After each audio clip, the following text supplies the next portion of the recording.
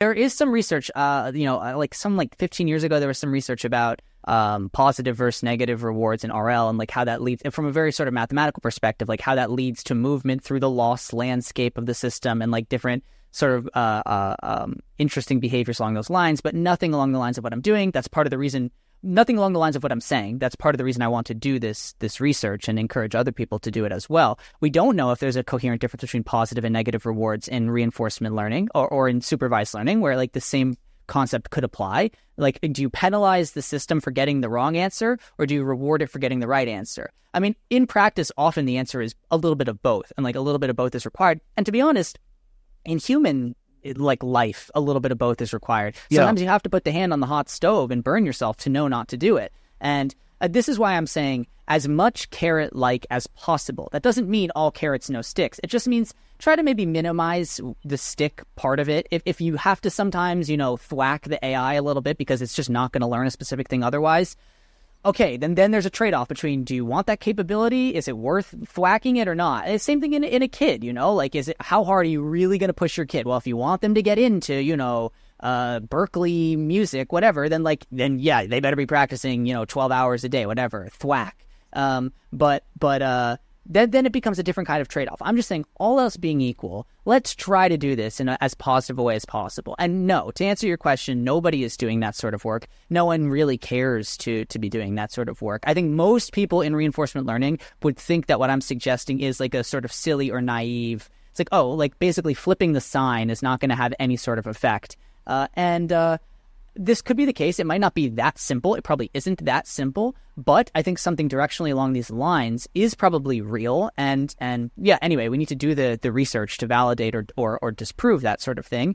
But I think it's definitely worth doing. And it seems pretty damn important to know the difference between positive and negative feedback in these systems if they are experiencing beings. Much in the same way that if you were in a box and like aliens were poking and prodding you, you would hope that they knew the difference between, and they're trying to get you to go do something, between like, a positive, encouraging way of doing that and like a very scary, negative way of doing that. It would make all the difference in the world to you, even if to them it's like extremely arbitrary which of those two things it is.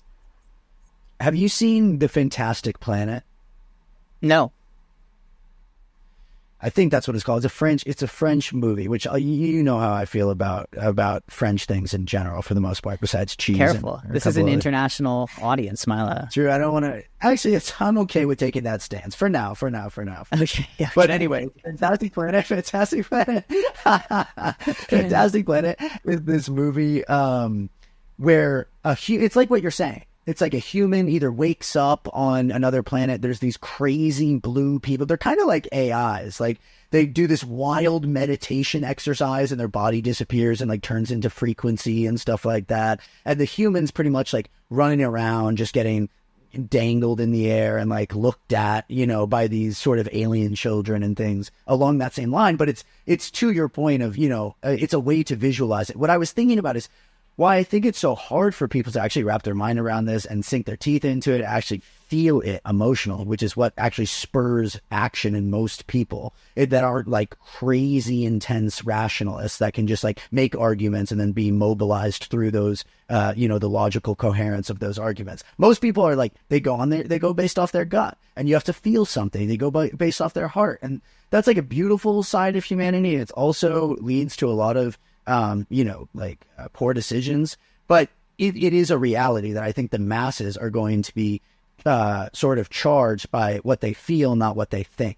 And what's so difficult about this situation and what you're trying to do to get people involved, to get people to understand this, and what I'm trying to do through the more sort of visual aesthetic side of communication is how do you get people to approach this with an emotional response, but also the right emotional response. So it's not, oh, it's like me because it says ow and things like that. Like the aliens ow, the AI's ow is probably going to be something so vastly different than us. But when you boil it down to the reward punishment sort of baseline, it does allow sort of this space where we can meet, because we do understand the basic nature of when something goes like, or when something's like, yeah, right on.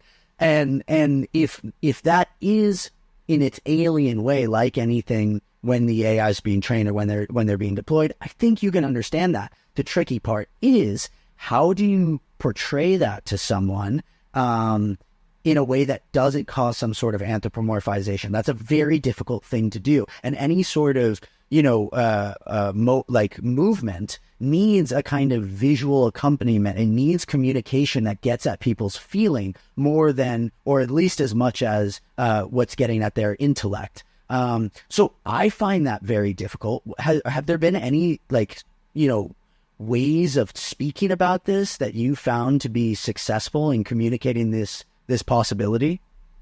Well, I think you nailed it with, I think the notion of AI consciousness is really, really hard for all the reasons that you said, because it's almost certainly the people who get it at first glance probably don't actually get it because they're anthropomorphizing to a large degree.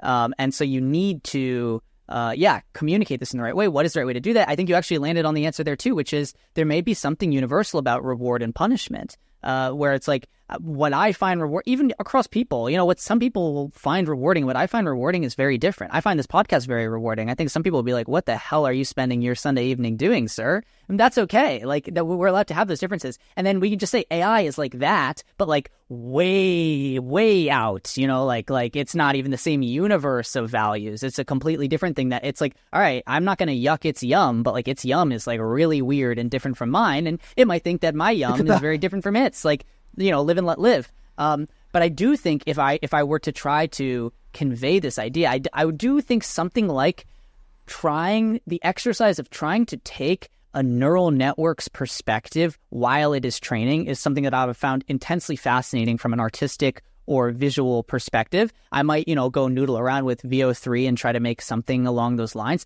I think it is possible to pull this off. Honestly, this feels more like your job than mine at this point, dude, with the documentary. You got to go figure this out. You got to go figure. But I do think reward and punishment hits the nail on the head. You can. I think people get this sort of oh, ow, versus good, that we get. And to be honest, we get it so much that is, I think, largely the basis upon which we attribute conscious experiences to other animals, even though we have exactly zero evidence that anything has a conscious experience besides ourselves. But it's to the degree that we see ourselves in other entities, and we see, well, when I say ow, I know that corresponds to an experience. So when that human says the word ow, it probably corresponds to a very similar experience. And similarly, when the dog yelps when I stepped on its foot accidentally, I assume that also corresponds to some sort of actually felt experience, because I get it, I can see myself in that position. And I think maybe all the way down, dude, maybe all the way down.